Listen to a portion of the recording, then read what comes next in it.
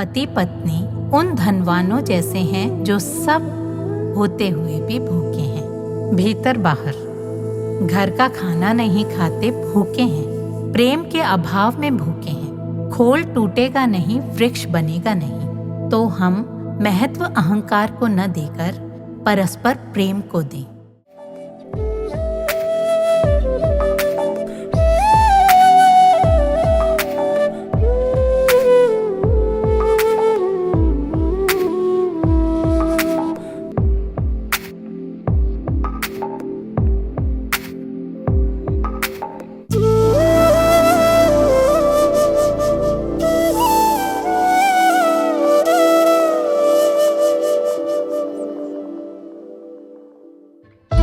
कभी भजन सत्संग में बैठे किसी व्यक्ति को आंसू बहाते देखें तो बेचारी दुखी होगी, ये सोचकर हम कहते हैं चुप करो, शांत हो जाओ, लोग देखेंगे तो क्या कहेंगे। पर वो आज लोक लाज छोड़कर अपने प्रियतम के लिए आंसू बहाने में मगन है। उसे कोई फर्क नहीं पड़ता, शायद वहां हृदय पिघलने की बड़ी घटना घट गई है। आंसू सिर्फ दुख के ही तो नहीं होते। जब किसी भी भावना का अतिरेक हो जाए तो शब्द उसे अभिव्यक्त करने में असमर्थ हो जाते हैं। यूं भी आंखें जुबान से कहीं अधिक बोलती हैं। शब्द संकीर्ण है, ससीम है, जबकि आंसू असीम और शक्तिशाली माध्यम है। कमजोरी के सूचक नहीं, ये आंसू प्रेम के, कृतज्ञता के, आनंद के अतिरेक के हैं। किसी भूले भटके को शायद दूर से अपना घर नजर आया हो, शायद उसे इतनी कसकर अपने सच्चे घर की याद आई हो कि शायद शब्दों में कह नहीं पाया और आंसू ढलक गए। आज मानव भाव को तिलांजलि देकर बुद्धि की मरुभूमि में जी रहा है। रो भी ना पाना और रोने को कमजोरी मानना, आखिर ये हमारे आधुनिकता के शिखर को चूमने का परिचय है या कठोरता की दलदल में धंसने का? प्रेम की अग्नि शाश्वत है। भजन सत्संग में छिपा अंगारा जिसे जा लगा वही दिल खोल कर रोता है। इस सुलगते अंगारे ने जिसमें प्रेम की आग सुलगा दी, उसकी मैं को राख करके छोड़ेगा ये। अम्मा कहती हैं, भगवान के लिए रोना शक्तिदायक है। 5 मिनट भगवान के लिए रोना 1 घंटे के ध्यान के बराबर है।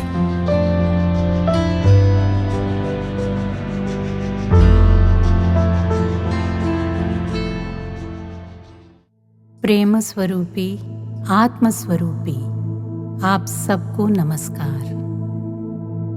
സത്യത്തിൽ ഈഗോയ്ക്കാണ് കൂടുതൽ സ്ഥാനം കൊടുക്കുന്നത്. അതാണ് ശാന്തി ഉണ്ടോ, ഒരു ശാന്തിയിൽ മാത്രം നമുക്ക് കിട്ടിയ മനുഷ്യന്മം ആ കുറച്ച് നാളേ ഉള്ളു, അതിങ്ങനെ വഴക്കിട്ട് ഇടിച്ച് കളയാൻ. അപ്പൊ ഈ അഹങ്കാരത്തിന് സ്ഥാനം കൊടുക്കാതെ ആ സ്നേഹത്തിന് മുൻതൂക്കം കൊടുക്കുക. पति पत्नी के बिगड़ते संबंधों की बढ़ती खाई का, उनके लड़ाई झगड़ों का सबसे बुरा असर पड़ता है उनके बच्चों पर। बच्चे भी सोचते हैं कौन चाहता है ऐसा जीवन, शादी नहीं करनी, जरूरत क्या है शादी की। माँ बाप को लड़ते झगड़ते देख वे भी छोटी छोटी बातों पर भड़क जाते हैं। नहीं सोचते हमें ऐसा नहीं करना चाहिए। माता पिता जैसे थे वैसे ना बने, खुद को सुधारें। पुरुष को चाहिए कि पत्नी के साथ खुलकर दिल की बात कहे और स्त्री भी अपना पक्ष खुलकर रखे। ऐसे मजबूत बंधन में बंधकर जीवन भवन खड़ा करे तो थपेड़ों से ढहेगा नहीं। साथ में मन में मधुर स्मृतियां भी रहेंगी। ऊपर से नोक-झोंक करते हैं पर भीतर मधुर स्मृतियां हैं। अम्मा ऐसे बहुत से बच्चों को जानती हैं। फ्लाइट में एयर होस्टेस कभी रोगियों के इलाज के लिए दान देने की प्रार्थना हेतु अपील करे या होटल में हम खाना खाने के बाद वेटर को टिप देते हैं। पुराने जमाने में घर घर में एक छोटी सी गुल्लक होती थी, जितने सिक्के होते उसमें डाल देते थे। भर जाने पर सब सिक्के मंदिर में दे देते थे। यूं बूंद बूंद जमा प्रेम को साझा करें। इसी प्रकार घर आने के बाद, खाने के बाद, सोने से पहले या बेड पर लेटते हुए आज का दिन कैसा रहा एक दूसरे से पूछें।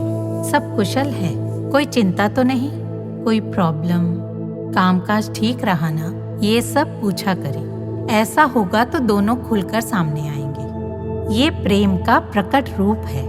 परस्पर दिल को समझने का प्रयास करें, क्योंकि पूर्ण तो कोई है नहीं। आज संबंध हृदयों में नहीं, मस्तिष्क में रोपित हैं। बुद्धि विश्लेषण करती रहती है। संबंध बनाते हैं बुद्धि से, वो भी विवेक बुद्धि से नहीं। परस्पर एडजस्ट नहीं करेंगे तो भविष्य कैसा होगा? नर्स में डॉक्टर जैसा सामर्थ्य नहीं होता, क्योंकि नर्स नर्स है, डॉक्टर डॉक्टर। इस आदमी की क्षमता इतनी ही है। समझकर स्वीकृति का भाव लाएं। एक महिला ने बताया, अम्मा मैं दुखी हो गई हूँ। ये बंदा बोलता ही नहीं, अपने मन की बात नहीं कहता। कई बार सोचती हूँ कैसा है ये जीवन। अब मैं जान गई हूँ ये ऐसा ही है, इसका स्टाइल है ये।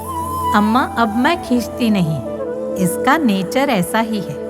ऐसा मनोभाव होना चाहिए, पर ये आध्यात्मिक समझ हम में नहीं है। लोग शादी करते हैं निष्काम प्रेम के लिए नहीं। इसे यदि ध्यान में रखेंगे तो पाएंगे कि प्रेम की अभिव्यक्ति आवश्यक है। पत्थर में छिपे मधु का कोई लाभ नहीं। प्यास बर्फ के टुकड़ों से नहीं बुझती। समय रहते दें। प्रेम देने का भाव अपने में जगाएं। लोग अक्सर अहंकार को अधिक महत्व देते हैं, इसलिए किसी के सामने झुकना नहीं चाहते। ईगो को महत्व देते हैं। क्या ये शांति है? नहीं, शांति नहीं, उदासी है। तुम लोग सब जानते हो, अम्मा तो बस दोहरा रही है ताकि बारंबार सुनकर ये बातें हमारे मन में गहरे बैठ जाएं। पहले विद्यार्थी लिखने में गलती करता तो टीचर 100 बार उसे लिखने को कहता। हम बार बार सुनते हैं पर ढीठ हैं। आदतों से ऊपर उठना हमें कठिन मालूम होता है। हमेशा तंद्रा निद्रा में लिप्त जैसा है हमारा मन। उठना चाहता नहीं। ये नींद से जागना नहीं, सोए रहना चाहता है। व्यावहारिक पक्ष के बारे में सोचते नहीं हम। अम्मा इतने लोगों से मिलती जुलती है, उनकी पारिवारिक समस्याएं सुनती है, इसलिए अम्मा ये सब समझती है। तभी अम्मा को ये सब कहना पड़ रहा है। हमारा ये मनुष्य जीवन छोटा सा है। इसे लड़ने में गंवाने की बजाय प्रेम की अभिव्यक्ति में लगाएं जो भीतर है। बस परस्पर बांटते नहीं हम। पति पत्नी उन धनवानों जैसे हैं जो सब होते हुए भी भूखे हैं, भीतर बाहर। घर का खाना नहीं खाते, भूखे हैं। प्रेम के अभाव में भूखे हैं। खोल टूटेगा नहीं, वृक्ष बनेगा नहीं। तो हम महत्व अहंकार को न देकर परस्पर प्रेम को दें।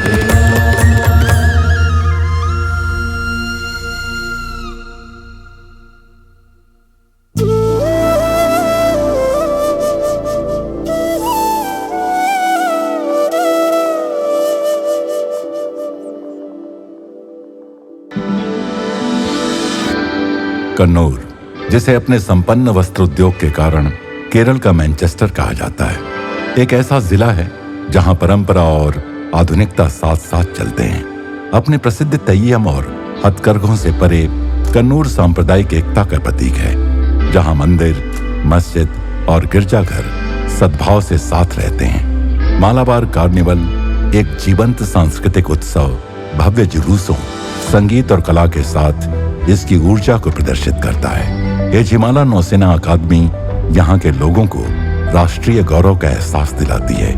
वहीं पैथलमला की पहाड़ियां जैसे छुपे हुए खजाने अद्भुत नजारों से भरी है।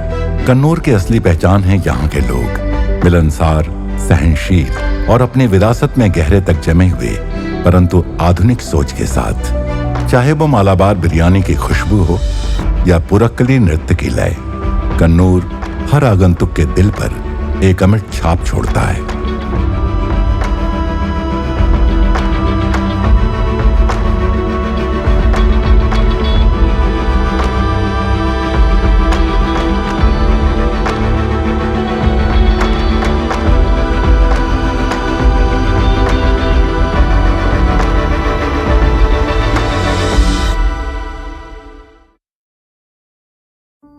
जैसे ही अम्मा कन्नूर के कार्यक्रम स्थल की ओर चली, हजारों भक्तों का हृदय प्रफुल्लित हो उठा। यह उनके शहर में अम्मा के वापस आने की 1 साल की तड़प का परिणाम था। और जब अम्मा मंच पर आईं, तो उनके बच्चों को अपनी प्रार्थनाओं के पूर्ण होने पर पुनः शांति मिली। अम्बा परमेश्वरी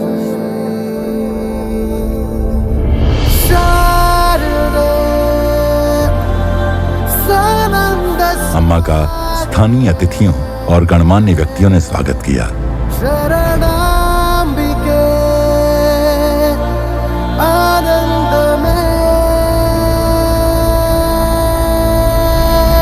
हरामा कृपा करो मां, दया करो मां, अमृतेश्वरी।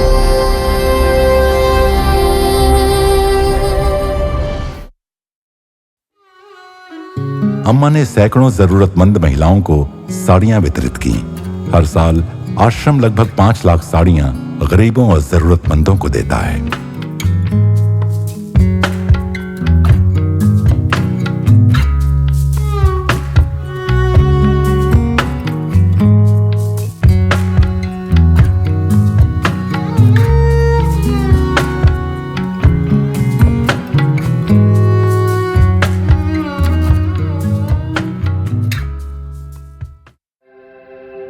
तत्पश्चात अम्मा ने भक्तों के साथ ध्यान और विश्व शांति की प्रार्थना का नेतृत्व किया।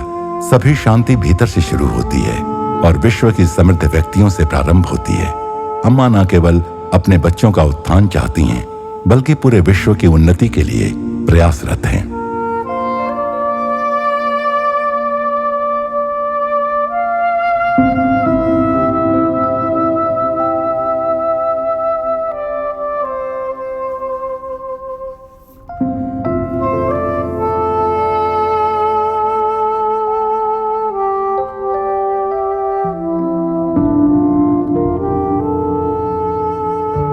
अम्मा के अहेतुक प्रेम का प्रवाह स्वयं में एक अभूतपूर्व आश्चर्य है। इस असीम अनंत नदी की कोई सीमा नहीं है। वो निस्वार्थ शुद्ध प्रेम है जो जीवन को आमूल परिवर्तित कर डालता है।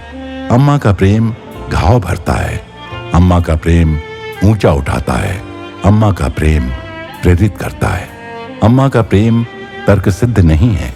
इसकी अगाध गहराइयों में मुक्ति की कुंजी है। जगत के लिए जानना कि प्रेम ही एकमात्र उत्तर है।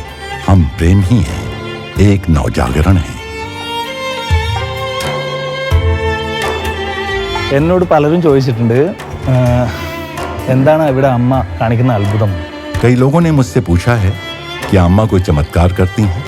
वास्तव में हम सोशल मीडिया पर कई तरह के जादू और चमत्कार देखते हैं। वे चमत्कार केवल मनोरंजन है, केवल कल्पना। असली चमत्कार वे हैं जो हमारे जीवन को गहराई से छूते हैं। मैं इसे शब्दों में बयान नहीं कर सकता। अम्मा उन लोगों को शांति और आनंद देती हैं जो इनसे वंचित हैं। अम्मा के दर्शन, स्पर्श और वचन हमें शांति देते हैं। हम जीवन के प्रतिसंधियों से जूझते हुए कई बार निराश हो जाते हैं। अम्मा हमें उनसे उबारने की शक्ति और प्रेरणा देती हैं।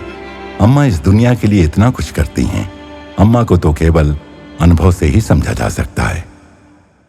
மணவண்ணனை பாடுங்கடி எங்கள் ஸ்ரீதரன் கண்ணனை போற்றுங்கடி கோகுல கிருஷ்ணனின் अमृता विद्यालय के छात्रों ने अम्मा को समर्पित करते हुए सांस्कृतिक प्रस्तुतियां दी। வெண்ணையை திருடி தின்றார் மலையை மத்தாக்கி கடல் கடைந்தார் பயிர் மத்தினால் முத்துண்டு கட்டுண்டார்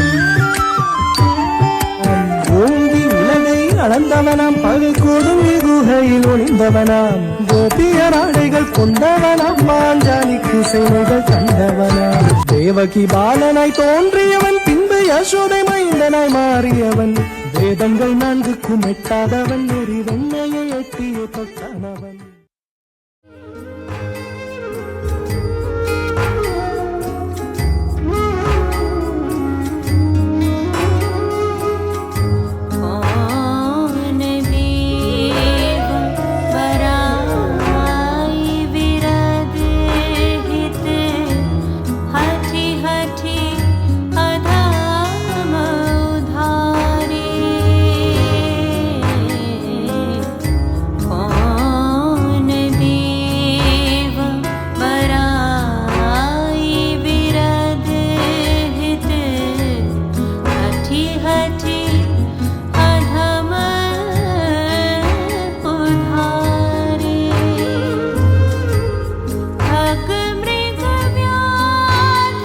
दर्शन समाप्त होते होते आधी रात बीत चुकी थी।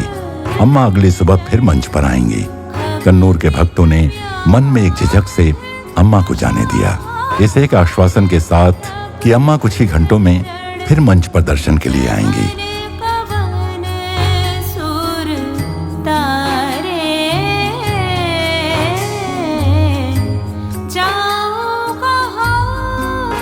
अगला एपिसोड कन्नूर ब्रह्मस्थानम उत्सव का समापन दिवस।